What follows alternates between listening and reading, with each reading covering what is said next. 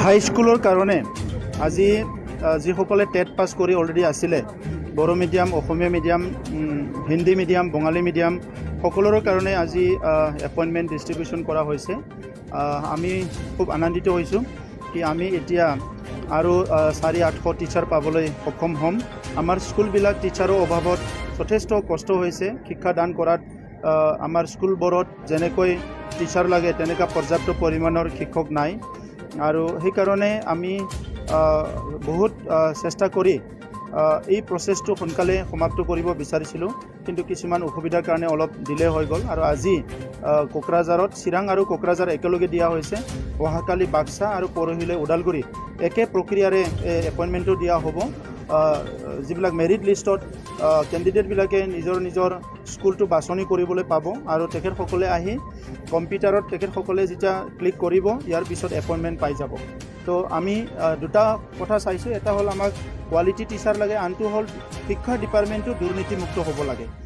অসমত এটা সময়ত শিক্ষাক লৈ পেলাই বহুত বেয়া চলি আছিলে, শিক্ষক নিযুক্তি স্কুল প্ৰভিঞ্চাইজ লৈ পেলাই, কিন্তু যোৱা 5টা বছৰত সৰ্বানন্দ সোণোৱাল ডাঙৰীয়া আৰু ডক্টৰ হিমন্ত বিশ্ব শৰ্মা ডাঙৰীয়া দুইজনৰ নেতৃত্বত অসমত এপইণ্টমেণ্টৰ ক্ষেত্ৰত দুৰ্নীতি যথেষ্ট কমি গৈছে, প্ৰায় নাই বুলি ক'লেও ভুল নহয়। আৰু আমিও বড়োলেণ্ডৰ এতিয়া নতুন চৰকাৰ অহাৰ পিছত আমাৰ যিটো কমিটমেণ্ট আছিলে সেই কমিটমেণ্ট হিচাপে কোনো ঘোষ নোলোৱাকৈ, কোনো তেনেকুৱা কৰাপশ্যন নকৰাকৈ মানে সকলো প্ৰাপ্য কেণ্ডিডেটবিলাকক যিটো এপইণ্টমেণ্ট দিয়া সেই কাৰ্যসূচীটো আমি আৰম্ভ কৰিছোঁ আৰু এইটো চলাই লৈ যাম। আজি 800+ মানে এপইণ্টমেণ্ট দিয়া হৈছে। চবে কোনোবা এজন দুজন হয়তো আহি নাপাব পাৰে, কিন্তু যিটো 800 নহয়, আজি 240 দিয়া হৈছে, আৰু গোটেই মিলি পেলাই আমাৰ 800+ কেণ্ডিডেট আছে। তেখেতসকলক 3 দিনত মানে কমপ্লিট কৰা হ'ব। অন্য ডিপাৰ্টমেণ্টৰ কাৰণে ইতিমধ্যে আমি ভেকেণ্ট পষ্টটো ওলাইছোঁ, আৰু যিটো পষ্ট ক্ৰিয়েশ্যন কৰিব লাগে সেই লিষ্টটো ওলাইছোঁ। যিটো পষ্ট ক্ৰিয়েট কৰিব লাগে সেইটো অসম চৰকাৰৰ পৰা ক্লিয়াৰেঞ্চ লোৱা হ'ব, ফাইনেন্সিয়েল ক্লিয়াৰেঞ্চ, আৰু যিটো পষ্ট ক্ৰিয়েট কৰিব নালাগে সেইটো অহা 3 মাহৰ ভিতৰত আমি সকলো প্ৰক্ৰিয়া সম্পূৰ্ণ কৰি পেলাই এপইণ্টমেণ্ট দিয়া আৰম্ভ কৰিম। চাওক, দুৰ্নীতিটো আজিৰ সমাজৰ চবচে ডাঙৰ বেয়া বেমাৰ যদি বুলি কয় সেইটো দুৰ্নীতিটো। দুৰ্নীতিৰ কাৰণে আজি দুখীয়া গৰীব মানুহবিলাকৰ ল'ৰা ছোৱালীয়ে ইমানখিনি শিক্ষা লোৱাৰ পিছতো চাকৰি নাপায়, কোনো বিজনেছত স্ক'প নাপায়, কোনো এটা কামত ভালকৈ আজি মানে কামত স্ক'প নোপোৱা হৈ গৈছে। এইটো বিকজ অফ অনলি কৰাপশ্যন। আৰু সেই কৰাপশ্যনটো যদি জিৰ' ডাউন কৰিব পৰা যায় তেনেহ'লে সকলো মানুহ সমান হৈ যাব। গতিকে সেইটো আনিবৰ কাৰণে এটা সংগ্ৰাম কৰিব লগা হৈছে, কাৰণ যোৱা দশকৰ পৰা দশক ধৰি এই দুৰ্নীতি প্ৰেক্টিছটো আমাৰ অঞ্চলবিলাকত হৈ আছিলে, কিন্তু লাহে লাহেকৈ সেইটো সমাপ্ত কৰিব পাৰিলে আমাৰ সকলোৰে কাৰণে ভাল হয়। এইকাৰণে মই সকলোকে অনুৰোধ কৰিছোঁ যে ঘোষ ল'বও নালাগে আৰু ঘোষ দিবও নালাগে, সেইটো লাইনত যাতে চবে চলিবলৈ চেষ্টা কৰে, মই সেইটো আহ্বান কৰিছোঁ।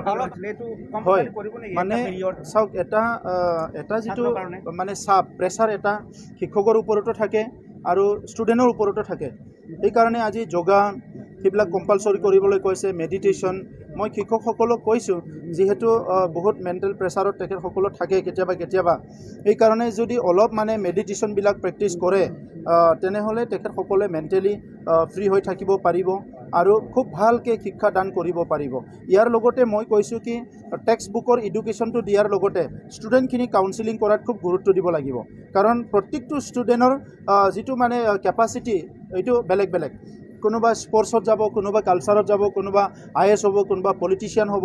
চ' সেই ষ্টুডেণ্টবিলাকৰ যিটো পটেঞ্চিয়েলিটি, কেপাচিটি সেইটো ওলাব লাগিলে টিচাৰবিলাকে অলপ অন্তৰেৰে ইণ্টাৰেক্ট কৰিব লাগিব, আলোচনা কৰিব লাগিব।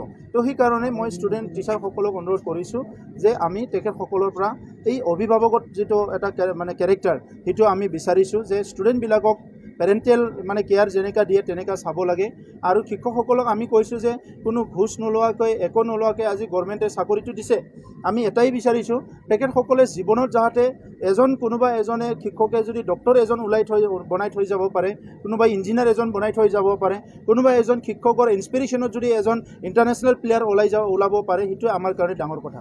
ডাঙৰীয়াই ঝালা ব্লকত এজন তেখেতে একশ্যন লৈছে, আৰু 15 আগষ্টৰ পিছত আমাৰ সকলো EMA সকলো অফিচাৰবিলাকে আমাৰ ফিল্ডত ঘূৰিব, আৰু আমি বিচাৰিছোঁ এটা নিকা আৰু স্বচ্ছ এটা চৰকাৰ চলিব লাগে। ইয়াৰ কাৰণে যিসকলে গভৰ্ণমেণ্টৰ প্ৰপাৰ্টি ইউজ কৰি, গভৰ্ণমেণ্টৰ ৰিচোৰ্চেছ ইউজ কৰি আজি পাব্লিক ছাৰ্ভিচ দিয়া নাই এই সকলক আমি একশ্যন লোৱা হ'ব সেইকাৰণে এইটো পৰিৱৰ্তনৰ চৰকাৰ আমি কৈছিলোঁ যে পৰিৱৰ্তন দৰকাৰ আৰু পৰিৱৰ্তন আজি আহিছে এইকাৰণে আপোনালোকে অনাগত দিনত দেখিবলৈ পাব কি এই চৰকাৰখন সম্পূৰ্ণভাৱে পাব্লিকৰ চৰকাৰ ৰাইজৰ চৰকাৰ আৰু ৰাইজৰ ওচৰলৈ গুচি যাব